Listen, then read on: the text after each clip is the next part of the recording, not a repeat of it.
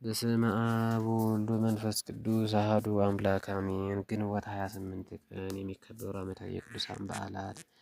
ቅድስት ዓመተ ክርስቶስ። ቅድስቷ እናታችን በነገድ እስራኤላዊ ስትሆን የተወለደችው ኢየሩሳሌም ውስጥ በአምስተኛው መቶ ክፍለ ዘመን ነው።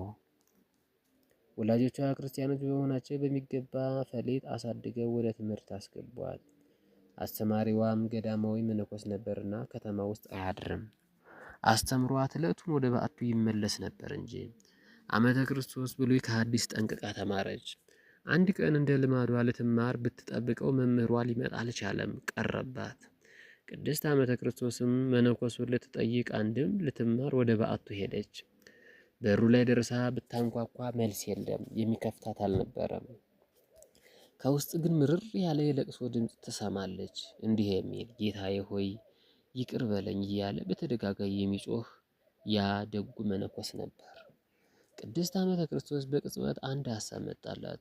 እርሱ በንጽህና እየኖረ ስለ ነፍሱ እንዲህ ከተማጸነ እኔማ እንደምን አይገባኝ ብላ ወደ ቤቷ ተመለሰች።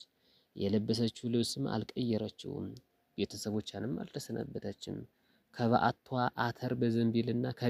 አተር በዘንቢልና ውሃ በትንሽ ዕቃ ይዛ ወደ ጎልጎታ ገሰገሰችው።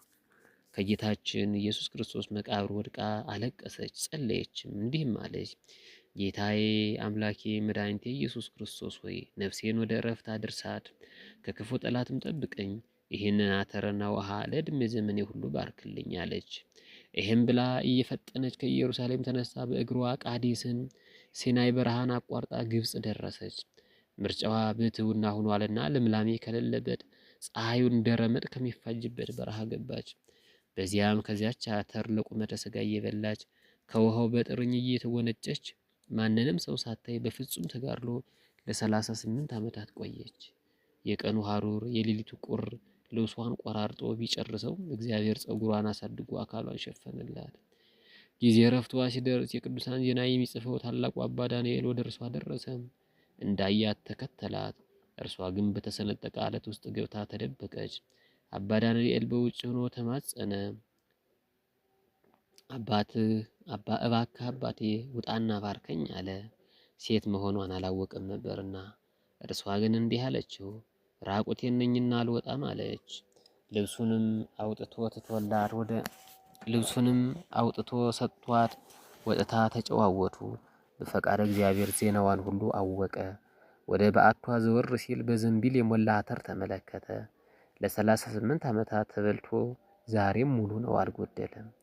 አባ ዳንኤል ይፈትነው ዘንድ ከአተሩ ላይ በደንብ በላለት፣ ከውሃውም ጠጣ። ነገር ግን ሊጎድል አልቻለም። እያደነቀ እናቴ ሆይ ልብሴን ውሰጂ ቢላት ሌላ አዲስ ልብስ አምጣልኝ አለችው። ይዘላት በሌላ ቀን በመጣ ጊዜ ግን ተሰውራለችና አላገኛትም። አንድ ቀን ግን ማለትም ግንቦት 28 ቀን አረጋውያን መነኮሳት መጥተው የገጠማቸውን ነገር ነገሩት፣ እንዲህ ሲሉ ሰው ተመለከትነ።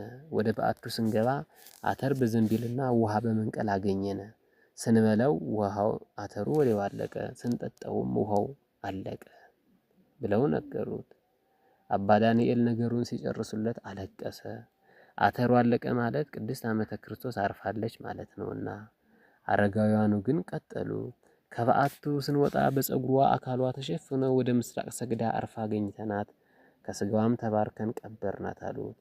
አባ ዳንኤልም ዜናዋን ጽፎላት ዛሬ ቤተ ክርስቲያን ታከብራታለች። አምላካችን ከቅድስት ዓመተ ክርስቶስ ረድኤት በረከት ይክፈለን፣ በጸሎቷም ይባረን፣ ከበረከቷም ያድለን። ግንቦት 28 ቀን ቅድስት ዓመተ ክርስቶስ ተጋዳሊት ገዳማዊት። ቅዱስ ኤጲፋኒዮስ ሊቅ ስጋው ቆጵሮስ የደረሰበት።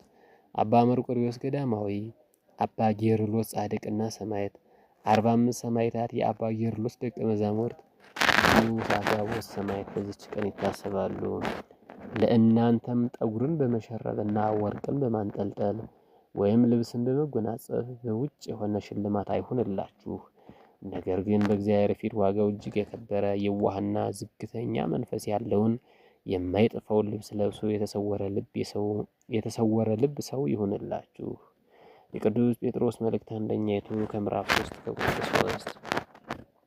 ዓመተ ክርስቶስ መዋዕት መናኒተ ዓለም በበጾታ ኤጲፋንዮስ ፍቁራ ለማርያም ርግበ ኤፍራታ መርቆሬዎስ ገዳማዊ ለነፍሴ አመጻታ ምስለ ጌርሎስ ወደቂቁ ከመታሰስሉ ጽልመታ ቁሙኒ በቅድመ አምላክ አምሳለ ስሙር ወልታ መዋዕተ ፍትወት ዘይብልዋ አመተ ክርስቶስ ወኤጲፋንዮስ ነባቤ ድርሳን ዘተሰይመ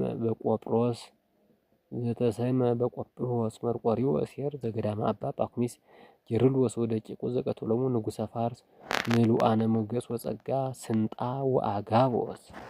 በዕለቱ ከተነሱት ቅዱሳን ረድኤት በረከት ይክፈለን። ወስብሐት ለእግዚአብሔር ወለወላዲቱ ድንግል ወለመስቀሉ ክቡር አሜን።